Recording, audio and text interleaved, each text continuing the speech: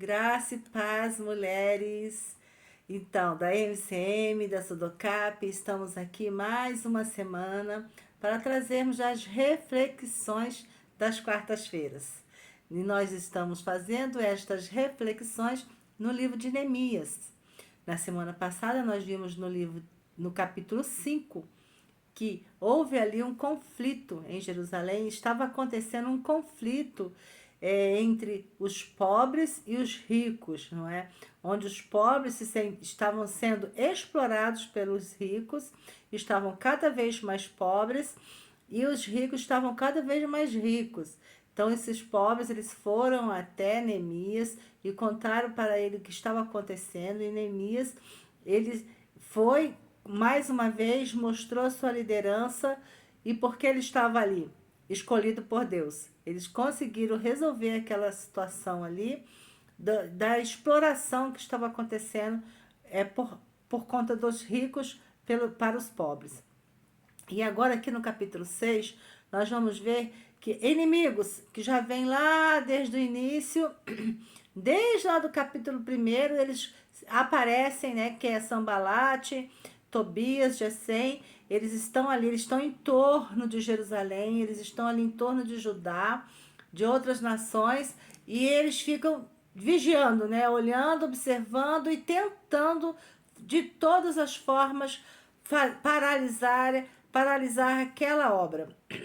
E eles vão tentar, aqui no capítulo 6, novamente, eles vão tentar fazer com que Neemias pare com aquela reconstrução.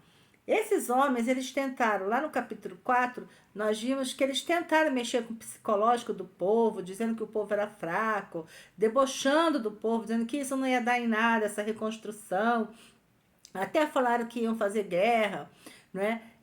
Mas Neemias, com a ajuda de Deus, ele conseguiu fazer com que o povo vigiasse e continuasse a obra, que a obra não fosse parada por conta daquelas ameaças que esses homens aqui faziam contra o povo. Agora aqui no capítulo 6, a gente deixa bem claro aqui que eles percebem, né? Acredito eu, que esses homens percebem que não adianta mexer com o povo, que aquele povo estava ali há muito tempo, naquela situação, e que nada mudou. Mas agora eles tinham um homem ali, um homem que foi enviado por Deus, um homem que sabia o que estava fazendo, um homem decidido, que ele é comprometido com a obra do Senhor, e que tinha um foco, que tinha um alvo. E aí esses inimigos perceberam quem era de fato Neemias. Eles sabiam assim que se Neemias saísse da liderança, se Neemias largasse aquela obra, com certeza aquela obra ia ficar parada, ia paralisar. Então eles começam a atacar a pessoa de Neemias para ver se Neemias desistisse daquela obra. Não é mesmo? Então nós vamos ver alguns fatos aqui nesse capítulo 6, onde esses inimigos investem contra a pessoa de Neemias para tentar fazer com que ele deixasse aquela obra de lado. E aí eles começam a inventar um monte de mentiras, inventar um monte de calúnias para denegrirem a imagem de Neemias. E aí nós vamos ver alguns pontos aqui, né, onde esses homens tentam levantar algumas situações para fazer com que Neemias tire o foco dele, né? De Neemias desista daquela obra. E nós vamos ver aqui no versículo 2, onde diz assim, ó: Sambalate e Gesem mandaram dizer-me: vem e congreguemo-nos juntamente nas aldeias e no vale de Ono, porém intentavam fazer-me mal. Isso aqui é Neemias falando que esse Sambalate manda chamar ele por 4 vezes. Sambalate investe contra a pessoa de Neemias nessa situação, tentando tirar Neemias da cidade. E chamaram para um outro lugar para que deixasse aquela construção de lado. não é? E aí eu acho incrível a resposta de Neemias, né? E Neemias vai dizer assim, ó, e enviei-lhes mensageiros a dizer, faço uma grande obra, de modo que não poderei descer. Por que cessaria esta obra? Enquanto eu a deixasse e você e fosse ter convosco. Olha, esse versículo é muito conhecido, né? Nós já ouvimos muitas pregações sobre ele. E Neemias, ele está focado. E ele é perspicaz, não é mesmo? E ele vai, ó, presta atenção, ele vai dizer assim, ó, mas por que eu vou largar essa grande obra que eu estou fazendo aqui? Essa obra maravilhosa que o Senhor me colocou na responsabilidade dela para ter com vocês. Quem são vocês para que eu deixe de fazer esta obra para ir atrás de vocês? Eu não tenho conversa com vocês. Entre linhas, eu interpreto desta forma que Neemias está falando isso para aqueles homens. Não tenho o que falar com vocês. Eu estou aqui fazendo o meu trabalho, eu tenho um objetivo e eu vou cumprir esse objetivo. Ele está falando isso. E os homens cada vez mais vão ficando irados, né? Porque eles não conseguem desestabilizar Neemias. Aí uma outra forma que eles tentam fazer com que Neemias, intimidar Neemias, fazer com que Neemias desista do trabalho que ele está realizando, a gente vai encontrar lá no versículo 7. E que puseste profetas para pregarem de ti em Jerusalém, dizendo, este é rei em Judá, de modo que o rei o ouvirá, segundo estas palavras. Vem, pois, agora e consultemos juntamente. Ora, aqui o que está acontecendo? Quando eles chamam Neemias para sair da cidade de Jerusalém, para ir ter com eles em outro lugar, Neemias não vai. Aí o que eles vão? Eles mandam um mensageiro com uma carta na mão, uma carta aberta, dizendo para Neemias que eles estavam. As intenções de Neemias, né? Que Neemias estava com a intenção de ser. Vamos resumir: Neemias estava com a intenção de ser rei ali em Judá, em Jerusalém. Aí Neemias vai falar para eles assim: opa, ó, aqui no versículo 8: porém eu mandei dizer-lhe. De tudo que dizes, coisa nenhuma sucedeu, mas tu do teu coração inventas. Então, gente, vocês já perceberam que Neemias, ele não dá brecha para esses homens? Ele encara esses homens, ele confronta esses homens, todos eles chegam para ele, tentando tirar ele do foco. Mas Neemias, ele nenhum momento ele se demonstra abatido, nenhum momento ele abaixa a cabeça para aqueles homens, ele está sempre enfrentando aquela situação ali, de cabeça erguida, porque ele sabia o que ele estava fazendo ali. Ele sabia que aquela obra era uma obra abençoada por Deus, e foi Deus que tinha colocado ele ali. Então, ele confiava em Deus. Ele sabia que nada poderia atrapalhar aquela obra. É maravilhoso a forma como Neemias conduz toda aquela reconstrução.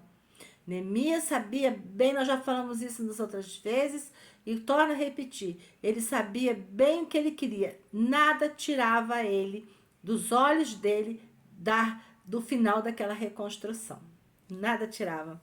Aí no outro momento que eles tentam tirar Neemias do foco, é que agora eles pegam, né?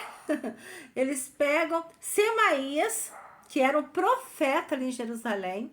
Então nós vamos ver aqui, com a presença de Semaías ali, que não era inimigos apenas externos, mas ali dentro de Jerusalém tinha também pessoas que não estavam se agradando, que eram conchavo, vamos dizer assim, desses homens ali, de Sanbalate e seus amigos, que estavam ali dentro também tentando minar aquela obra, que se deixam levar para aqueles inimigos ali, não é mesmo?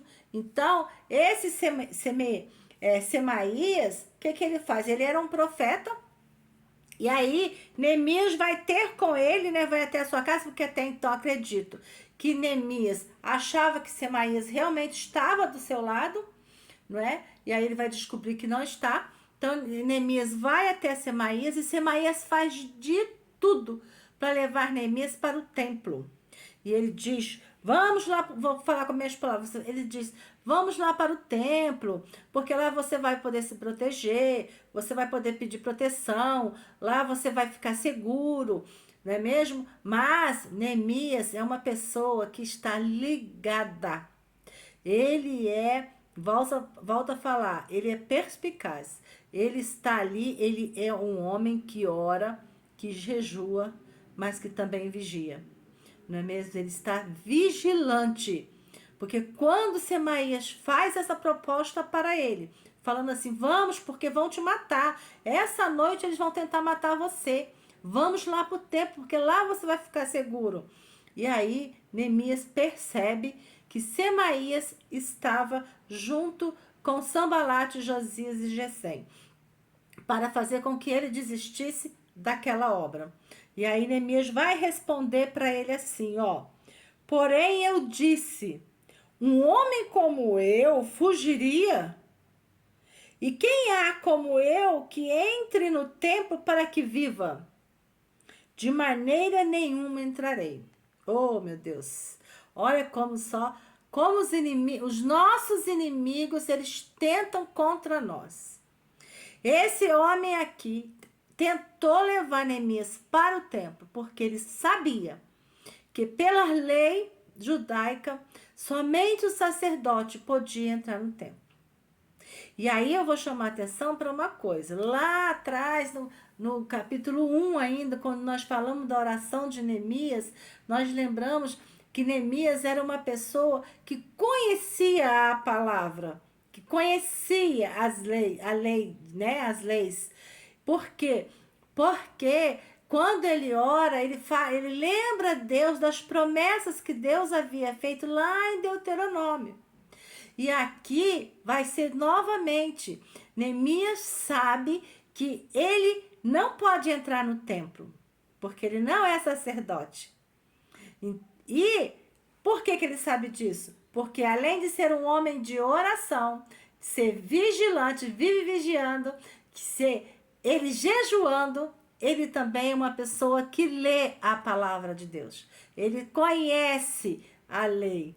Se ele não conhecesse, talvez ele caísse na armadilha de Semaías, não é? É Semaías mesmo. Talvez ele caísse na armadilha de Semaías, mas ele conhecia como é importante a gente conhecer a palavra. Nós vamos lembrar que Jesus venceu Satanás lá, né? Quando Satanás aparece para ele depois de 40 dias, 40 noites fazendo jejum, Satanás aparece para ele oferecendo tudo que podia oferecer aqui da terra, e Jesus venceu Satanás pela palavra, porque Jesus, é claro, conhecia a palavra. E quantas vezes nós conseguimos nos desvencilhar de armadilhas feitas por Satanás, que usa pessoas para nos tentar por conta de conhecer a palavra. Escondi a tua palavra no meu coração para não pecar contra ti. É isso que Neemias está falando aqui. Eu tenho a palavra em meu coração e por isso eu não vou pecar. Eu não vou entrar naquele templo, porque eu sei que aí sim, o que eles queriam, a intenção daqueles inimigos, é que o povo começasse a olhar para Neemias com outros olhos, porque até então o povo tinha admiração por Neemias. Ele sabia que Neemias era um homem fiel, um homem justo, um homem que estava ali para ajudá-los. E eles queriam denegrir a imagem de Neemias, porque se Neemias entra naquele templo, o que ia acontecer? O povo ia repudiar Neemias. O povo ia contra Neemias, porque Neemias estava contra a lei de Deus. Mas Neemias é um homem que está sempre orando. Ele tem intimidade com Deus. A gente vai ver aqui que por 2 vezes aparece a oração de Neemias. Neemias orando por aquela situação. E como ele tem essa ligação com Deus, com certeza, Deus lembra ele, traz a memória dele. Olha lá o que está escrito na minha lei. Se você entrar naquele templo, você vai estar perdido. Oh, glória a Deus.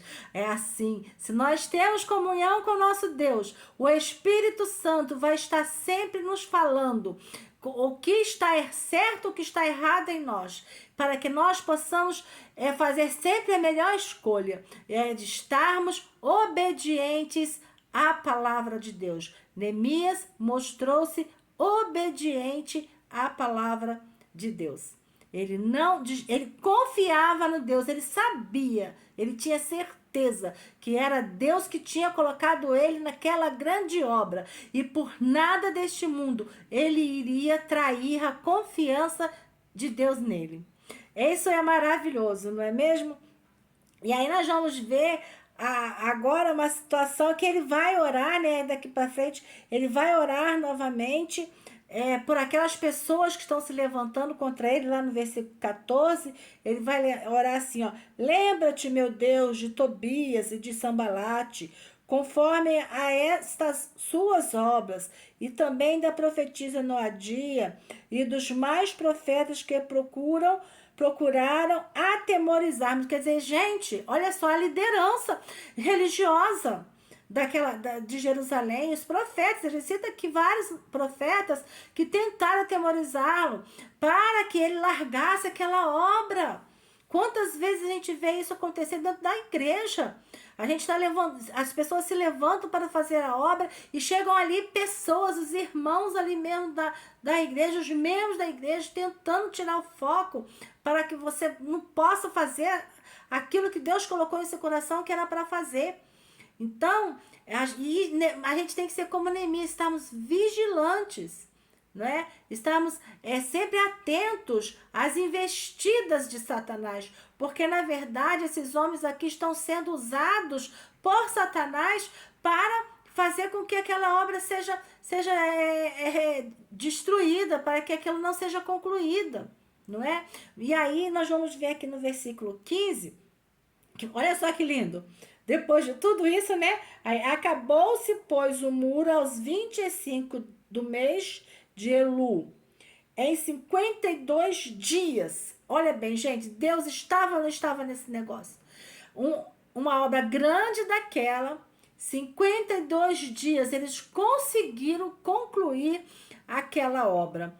Porque com a ajuda de Deus, né? Se Cristo está no barco, né? Tudo vai muito bem. Então, se Deus estava naquela obra ali, se foi um mandado de Deus para Neemias, com certeza ele seria vencedor nessa história toda.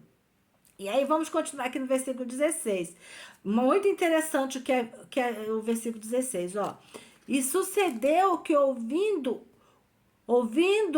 todos os nossos inimigos, todos os povos que havia em redor de nós, temeram e abateram-se muito a seus próprios olhos, porque reconheceram que o nosso Deus fizera esta obra.